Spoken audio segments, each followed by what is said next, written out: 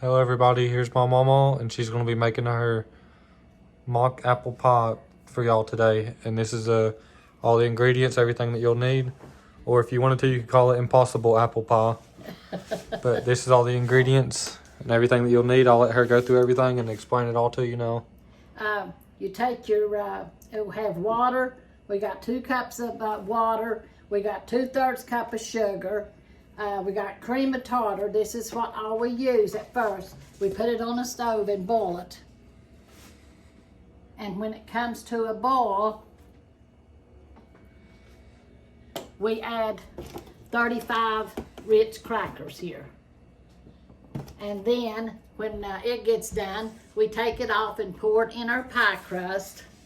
So there's a lot of ingredients like I told you. And then we add the mixture in here, and we add our lemon juice and our cinnamon in that. And the brown sugar, when does that come in? And to top it, you get butter and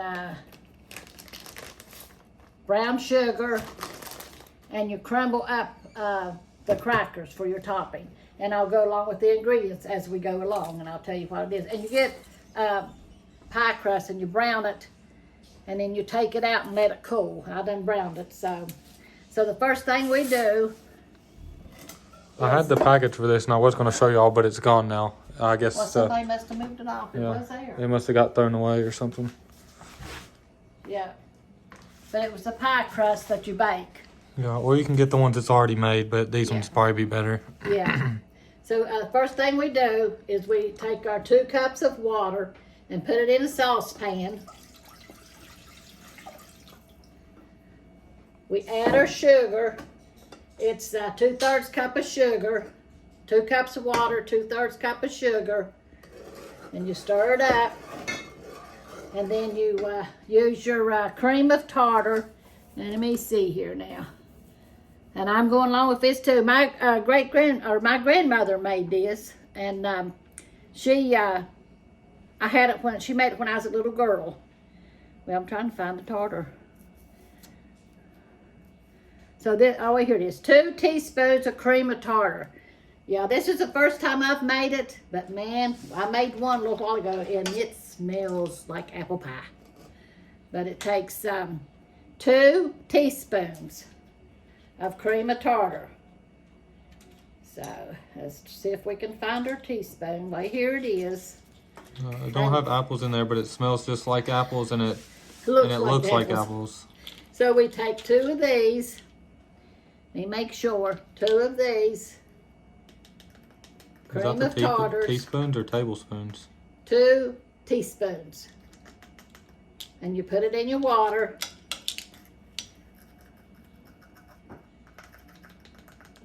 Two teaspoons. And then you take this and you boil it. That's the reason I made one, because there's a lot to do to it. And I remember Grandma Stover making this when I was a little girl, and she told me there wasn't no apples in it, and I didn't believe her. But there's no apples in it. And we take it over here, and we put it on this, and we turn it on medium-high until it comes to a boil. And it just take 2 or 3 minutes for it to come to a boil.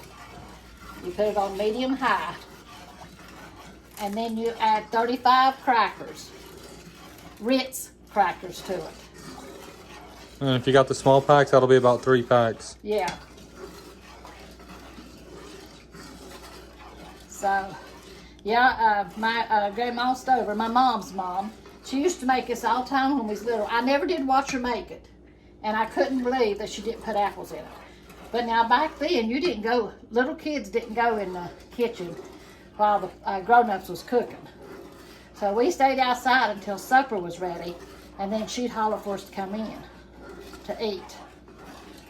So, but then we had to help clean up though. But yeah, she used to make, and which somebody sent me a recipe, which I already had a recipe, but I'm gonna look at it, see if it goes by the one Grandma fixed. And it was mayonnaise cake. And I couldn't believe that there was mayonnaise in that cake either. And Grandma Stover made that too. So, and you put your crackers in here. After it comes to a boil, you put your crackers in here, and you just stir every once in a while for about 5 minutes. And see, I've got one in the oven now, and we'll get ready to take out here in a little bit. And it smells like apples, don't it? I'll show y'all what that looks like whenever she takes it out so y'all can see the end product. Yeah. It has to be in there just a little bit longer. But just as soon as this comes to a boil. But yeah, Mom's parents, they or my grandma and grandpa on my mom's side, they lived in Charleston at Marmette, or what was called Winifred Holler. And then Dad's parents lived in Pikes. And we lived up in Ewins Creek, up in another holler. And we used to walk every Sunday over to Grandma Maynard's. She had dinner, and all the kids would come in, you know, over there every Sunday. And we'd walk over there, and then one of Dad's brothers, my uncle, would bring us home that evening. And it was bad then. It was the mountain road had big old ruts in it. Yeah, it ain't come to a boil yet. You gotta wait till it comes to a boil. And then after it comes to a boil, you turn it down on simmer. And anyway, I hated coming across that mountain in a car. You had to ride the ruts. It would have been better if you rode a horse. But he would bring us home, and he'd stay on them ruts. Wasn't no passing though on that road. But now it's a big wide road, and it's still a dirt road. And these mines is up there, and they keep the road open pretty good. There's no more ruts in it. But them was the good old days. Kids didn't stay at home and stay on them phones and games and stuff. They played outside in the mountains, in the grapevines. Yeah, we'd go over to Grandma's, and our cousin lived right down below Grandma. And we'd go with them and go up on the mountain, and they had a grapevine that they'd cut. And we'd swing over top that mountain, or get on the grapevine and swing over, and the road down there looked about like that. I done it one time, and I said, this ain't for me. So I went back to the house. But my brothers loved it. And they stayed in the mountains all the time. I remember going home, when there was school, we'd go catch the bus. We'd have to walk about maybe a half a mile out of the holler and catch the bus. But when we come home in the evenings, my brothers would climb a tree, and they would get to the top of the tree, and they would swing the tree over and catch another tree, and that's the way they'd go home, swinging on the treetops. Used to scare me to death. There was a bunch of monkeys. But they stayed in the hills all the time, hunting and fishing and whatever. But you don't see kids doing that nowadays. They don't hardly go outside the house. You'd have to drive them outside the house. I think it's getting about ready to boil. Whenever I was little, we used to always play in the creeks too. We would catch crawdads, and we would catch lizards and stuff. And we would just play with stuff that we found in the creeks. We would swim all day, and then we would go hang out in the woods. We would swing on the grapevines like Mama talked about. One time we swung on one for about a week, and it was like a big hairy one. It turned out it was a poison oak vine, and we all was just covered our whole body with poison oak. That's the last time that I swung on vines. Learned my lesson. Yeah. But yeah, and I was real allergic to poison oak too. And I was all right after I got married, and we lived in Michigan for about 3 years. But anyway, I was real allergic to poison oak. Mom, every year Mom would have, I wouldn't get around it. I knew not to get around it. But somehow or another it would get on me, and it would spread all over me. And I had to go to the doctor one time. My eyes was almost swelled shut. They had to give me shots and give Mom some kind of great old big bottle of soap to wash me down twice a day in. And So then after I got married, I never break out no more. And then about 2 years ago, maybe 3 years ago, Milton got a wood burner stove in the front room. Well, he went and cut some trees down, and they had poison oak on it. Well, we didn't think nothing about it. So he burned the wood in the wood burner stove, and I started breaking out. And I went to the doctor, and he asked me, he said, does your husband burn wood? I said, yeah. He said, well, if it's got poison oak on it, that puts it out in the air, and you're highly allergic to it. And I had to take some kind of drops that they had, and I put, I think it was 3 drops under my tongue. And I had to do that for about a week. But then it's been about 2 years, maybe a little longer, and I ain't had no more poison oak. But I make sure I tell him not to cut no more trees with poison oak vines on them. And it was funny because I got real mad at him. And I told him, I said, you strip them clothes off in the garage when you go in the hills looking for wood and stuff, and you put them in the wash machine before you come in this house. I'm not touching your clothes no more. Because I would get poison oak so bad. But then after I done that, went to the doctor, and I haven't got it for about 2 years now, I guess, maybe a little longer. I think it's trying to boil now. Come on. But yeah, we lived up in the hollers where there was trees and wood and creeks, and waded the creeks, and you know. The kids nowadays don't do that. They like their games and stuff. If y'all are still watching at this part, make sure to like and subscribe. Leave a comment of what recipe y'all want to see my mom making next. It's starting to boil now. And you turn it down to simmer. And it starts to boiling like that when you see the bubbles start coming in it. See the bubbles all in the bottom of it? And this is the first time I've made this too. It's the first time I've seen it since I was a little girl. But I seen the recipe and I thought, Grandma made this, I'm going to make this. So I thought I would try it. And you just put your crackers in here and just stir them every once in a while until they get soft.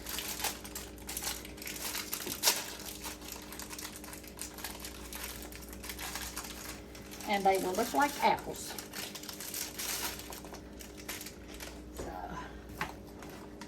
Just soak them. And you do this for about 5 minutes too. I hope this video ain't too long and y'all get bored with it.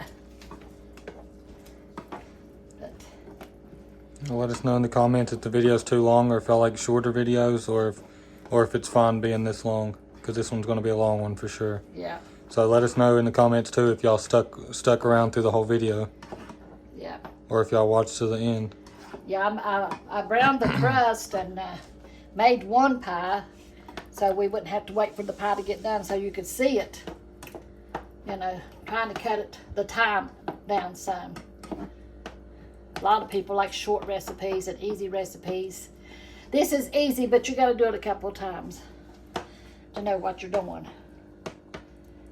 So, yeah, it's a getting there. I think the lemon juice and the ginger, or not ginger, but cinnamon, is what makes this smell like apple pie. So, see, it's starting to bubble now. And that's the reason you do your pie crust to get it brown before you do this. So the pie crust has to cool. And I'll take this pie out when I get ready to put the other one in.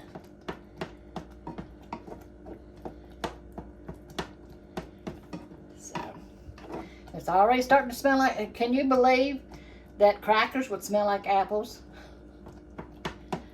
My daughter said, well, that's hilarious. I can't believe that, but it does. I said, yeah, I know. I told you it would. It even looks like apples in there. Yep. Looks like apples. am I in the shadow? Now do it. See how it looks? Something else, isn't it? And this is an old-timey recipe. My Grandma Stover, she's been dead for years. She used to make this just about every Sunday. It and mayonnaise cake. So, we'll pull it off here. And let me see if I can get this pie out.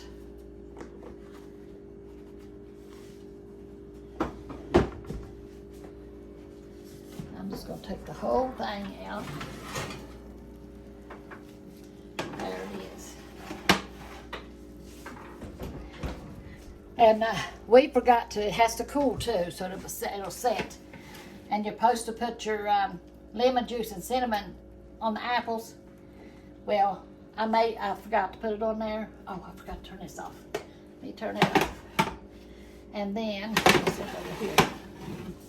And then, I just put it on top of it. You know, you improvise when you mess up. When you mess up, you improvise. So, it'd still be good. Then we come in here. And we pour this in here.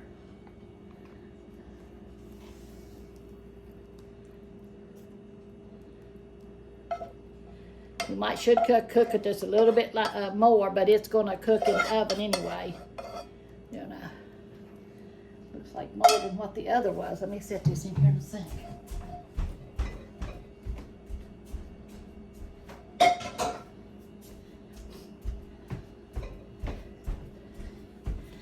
Okay, let me read and make sure here. Put it in your crust, then you sprinkle this on there and this on there. And see, I messed up a while ago and I put the topping before I put this in there. But this calls for 1.5 tablespoons of lemon juice. 1.5 tablespoons of lemon juice. Let me find my tablespoon here. That's a 1/2 tablespoon. Here it is. 1.5 tablespoons of lemon juice. And you just sprinkle it over top of your, it just says sprinkle. Yeah, I squirted some out there, didn't I? So, you just sprinkle it here and there. And then a 1/2. I'll do a 1/2.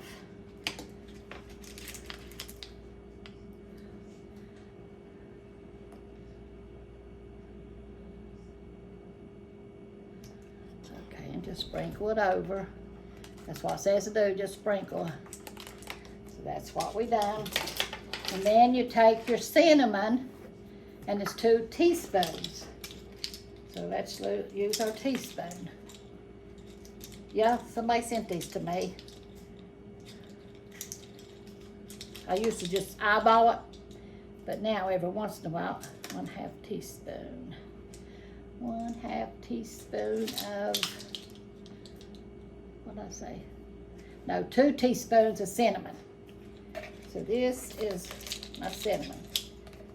I've about used all this one, but somebody sent me a great old big bottle of it. They must know that I was getting low, didn't they? So you just sprinkle this over it. And a 1/2. Oh, that's a 1/2 right there. I think it said 2 teaspoons of cinnamon. 2 teaspoons. This is a 1/2 teaspoon. Oh. So you would need 4 of those. Yep.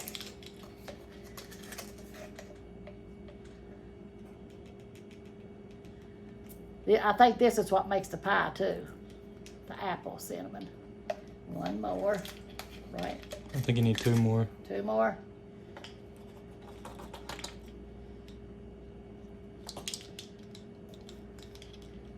It's 2 teaspoons of cinnamon. And this, what I'm doing here is a 1/2. This is a 1/2. So that's 2 in total. Yeah. So you put that on it. Some people might think this is complicated, but it's good. It is a little bit complicated. Now we do the topping. And you take, here's my bowl. I done one in here. So you take your Ritz crackers. You need 1 cup of Ritz crackers. And you pour it in here. And then you put your butter in here. How much butter?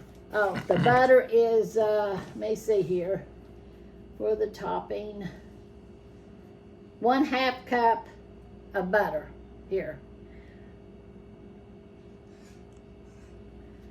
1/2 cup of butter. She made, this is the stick butter, so I think she that's cut, a 1/2 cup. yeah, it's a 1/2 cup.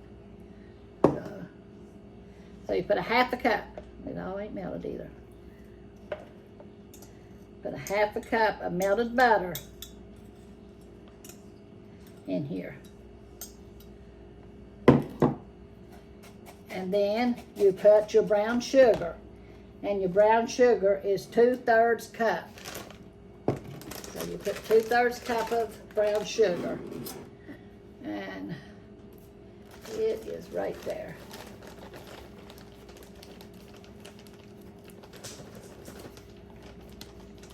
And this is just the topping that's in that. Yeah, this is just a topping for it. It's a crumble topping, is what it is. Let me see this. A little bit more. Okay, that should do it. Yeah. Okay. And you put this in here, and then you just stir it up until it gets right crumbly like. And then this is what you put on the top of there, and then you stick it back in the oven. And if y'all had any recipes you want me to try, just send them to me and I'll try to do them. Yeah, just put them in the comments, any recipes that y'all want to have Yeah. Mama try. And she does try to read all the comments as much as she can. Yeah. And I'll read some too. Yeah. And I try to answer. Some of them I can answer and some I can't. I don't know why that is, but it's always been. Sometimes I try to answer y'all back and I can't do it, and sometimes I can answer them. Like I said, I'm not a whiz at this computer stuff. So, yeah, this is the crumble that you put on top of it. You stir it up, get it to like it's a crumbly. To me, I believe I could add a little bit more sugar or crackers to it, but I won't. Maybe I will. You know us mamaws, we gotta do it our way. The other one looked a little bit crumblier than this one. I don't know why that I done a while ago. Excuse me, y'all, for coughing so much. I'm almost over it. Maybe a couple more days and it'll be gone. And thank y'all so much for saying y'all's praying for me in the comments and stuff like that. It definitely helps. Every prayer counts. That's right. Prayers always, when you pray, they get answered. God always answers a prayer. Sometimes we may not like the way He answers, but He knows what's good for us, don't He?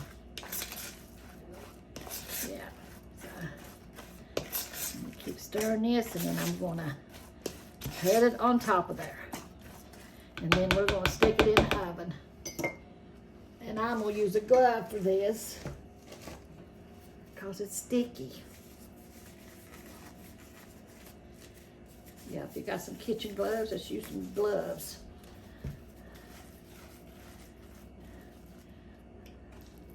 And you just put it on here like that. I think it needs a little bit more crumbly, but it's not. So, and the other looked okay, so I guess this one will too. I know it smells awful good. It smells just like an apple pie to me. It does, don't it? That's strange, isn't it? That crackers would smell like. I would put a little bit more crackers in it. That would make it a little bit more crumbly.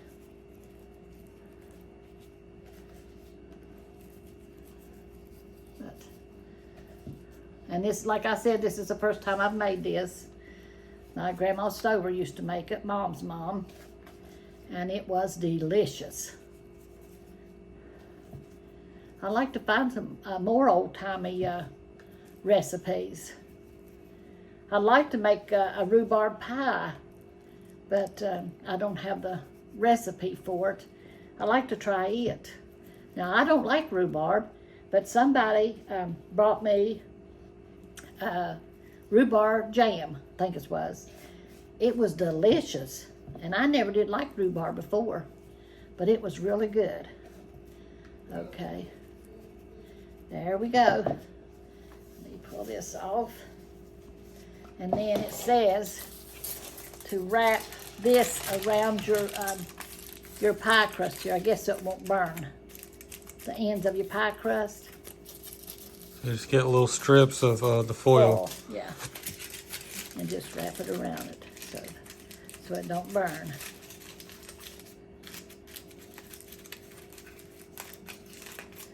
And then your crust won't burn on the ends.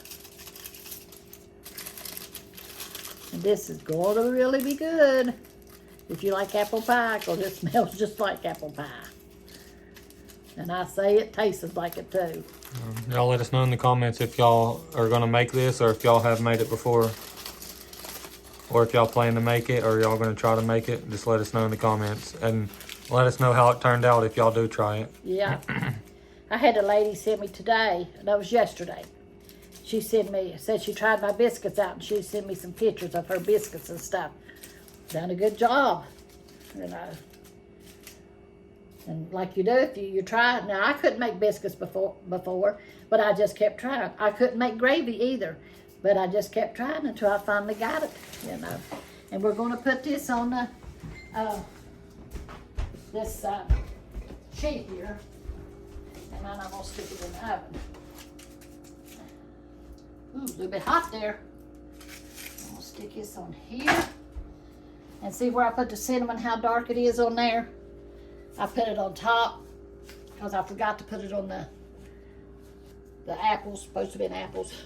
This is what it'll look like after it's done. After you get it back out of the oven, it should look like this. It won't have them dark spots on it though if you put your cinnamon in the apples or the crackers. And you put it on 400. It's on now, so we're going to put it on 400 for 10 minutes. And then you put it on 350 for 18 to 20 minutes. And I hope I had this in there long enough. It looks awful watery though. I might have to stick this back in there.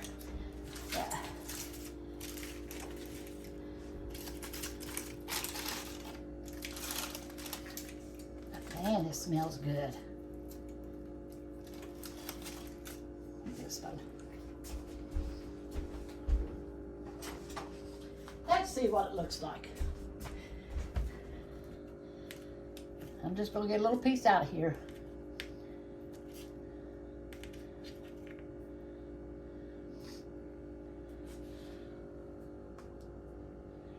And you can see here too, in there. Let me see. Ooh, hot. Like I said, even right here looks like apples. Right there. Look, it looks like chunks of apple. That's amazing, ain't it?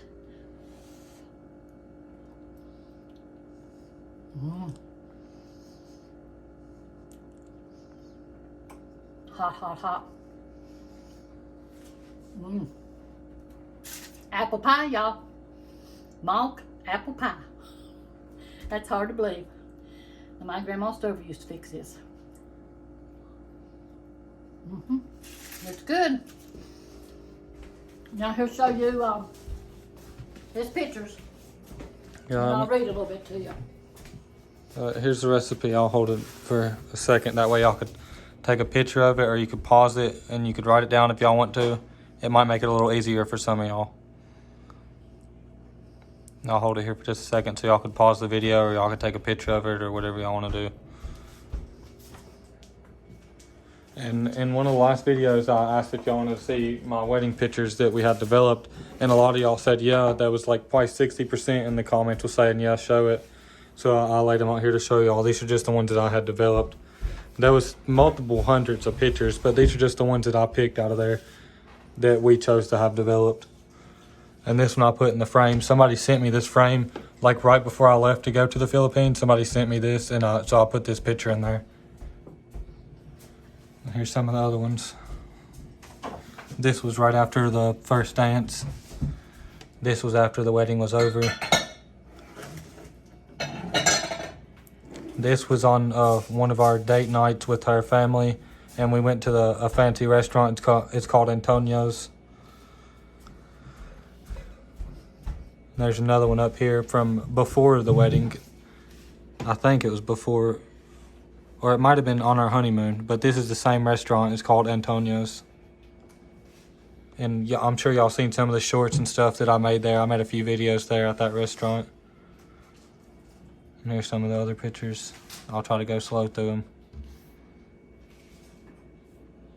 I think a lot of these is after the wedding was already over and we was just taking pictures, but some of these was during, like this one was during the wedding whenever we had to say a speech for like the sponsors and for her parents and my parents and for everyone that was there. So that's whenever she was handing me the mic and I had to say a speech, and I didn't have anything right, so I just had to make it up on the spot. We didn't write down anything, and we wasn't expecting to have to say a speech, so I was not ready for it. But I pushed through. I did it anyways. And this, you could see the ducks and the sheep and stuff in the background there. And like a couple days before the wedding, we showed off this same area around the pond, and we fed the sheep and we fed the ducks there. And that was like a few days before the wedding. I don't know if y'all seen that video, but if y'all seen that video, y'all could see this whole area. We showed and toured the whole entire venue area. And this is her dog. Its name is Poggy. So we got a few pictures with her dog. I think this is the first dance too. And some of these I put on the cabinet over there. This is Mama's china cabinet. But I think I'll put these two on there, and then I have these ones on my refrigerator. I stick them there with magnets, and I got this one on top of the refrigerator, and the rest of them I just give to Mama or give to my mom, and they could split them up or whatever. They could do whatever they want with them. But I kept a few for myself and put a few on the china cabinet, and then I put a few on my fridge, and that's it. But there's the pictures. And here's the 2 cards that we got from today. One of them was a wedding gift card. It says, God bless your marriage. And then one of them was like a get well soon card. And it's because I was sick. It says, Mama's chicken soup. It says, love from my family. And then there's Band-Aid. One of them says Corey and one of them says Kim. It says, made just for you. So thank you so much for the get well card, and thank you so much for the wedding card. It was very thoughtful, and we're very thankful for it, and it does mean so much to us, the cards. And we love y'all for everything y'all do for us. Yeah. But Mama's got a few scriptures she's going to read for y'all now. Yeah, that lady that makes them cards, she's made several cards and sent them down there, sent them to us, and she does an excellent job in making those cards, and they are really gorgeous. But I'm going to be reading in Ruth and Naomi today. In Ruth, and Naomi was Ruth's mother-in-law. I'm just going to read the little story they have in the book here about them, and a comment and a commentary. But I love the book of Ruth. You need to go and read it. It is really good. It talks about a daughter-in-law's love for her mother-in-law, and it's talks about Ruth, husband dying and come, and she was a Moabite, but she was a pagan worshiper, but she come to love Jesus. That's what's good about it. And then when she Naomi come back because her husband died, come back to her own country. Ruth met Boaz, and that was Naomi's, I think it was cousin. And back then you married your relatives, somebody that was in your lineage. You didn't marry outside of your religion. But Ruth had started loving Jesus and worshiping Jesus, so she believed what Naomi believed, her mother-in-law. But I'm just going to read the little story here about Ruth and Naomi.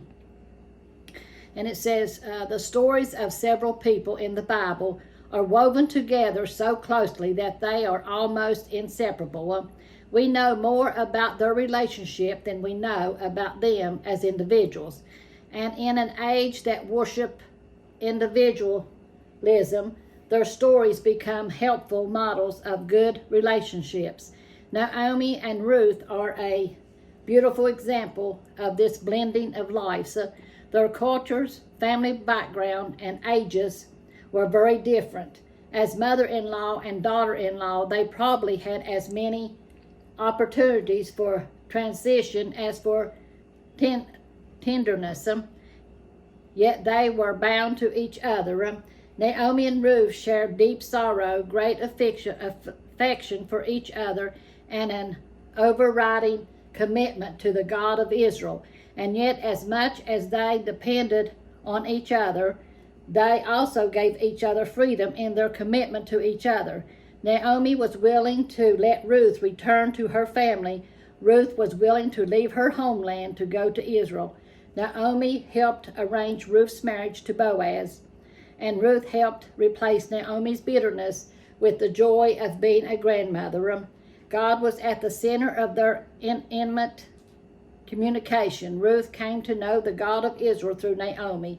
The older woman allowed Ruth to see, hear, and feel all the joy and anguish of her relationship with God. How often do you feel that your thoughts and questions about God should be left out of a close relationship? How often do you share your unedited thoughts about God with your spouse or friends? Sharing openly about our relationship with God can bring depth and intimacy to our relationships with others. And then it says strength and accomplishments down here. It says a relationship where the greatest bonds was faith in God. A relationship of strong, mature commitment. A relationship in which each person tried to do what was best for the other. This is just something that was in, it says a lesson that you learn from this is God's living presence in a relationship overcomes differences that might otherwise create division and disharmony. So, and over here in the commentary for chapter 1, 16 through 17, it says Ruth was a Moabite woman, but that didn't stop her from worshiping the true God, nor did it stop God from accepting her worship and blessing her greatly. The Israelites were not the only people God loved. God had chosen the Israelites to be the people through whom the rest of the world would come to know him. This was fulfilled when Jesus Christ was born as a Jew. Through him, the entire world could come to know God. Acts 10 and 35 says that in every nation he that feareth him and worketh righteousness is accepted with him. God accepts all who worship him. He works through people regardless of their race, sex, or status. The book of Ruth is a perfect example of God's impartiality. Although Ruth belonged to a people often despised by Israel, she was blessed because of her faithfulness. You will be blessed. If you're true and faithful to God, he will bless you. It says she became a great-grandmother of King David and a direct ascendant of Jesus. No one should feel disqualified to serve God, and God can use every circumstance to build his kingdom. You know, that's true. It don't matter who you are. If you love the Lord, he loves you. He loves you anyway. He wants you to come to know him. But, you know, it's your choice. It don't matter, like it said, your race, your creed, whatever. It doesn't matter. God loves you. And we all need to serve the Lord and be faithful to him, and he'll be faithful to us. And he does answer prayer, you know. He loves us, and he knows what's good for us and what's not good for us. So sometimes when we pray, he might say no, but he sees up the road, and he knows what's ahead, and he takes care of his own. So I love y'all. I thank y'all for loving us and being part of our family. Y'all have a good day, and tomorrow night's church, so we'll be going to church, Lord's willing. So y'all take care. Love y'all. Thank you for everything. Yeah, we thank y'all for everything y'all do for us. It means so much to us, and we love y'all. God bless y'all. Make sure to like and subscribe, and we'll see y'all on the next one. Amen. Love y'all.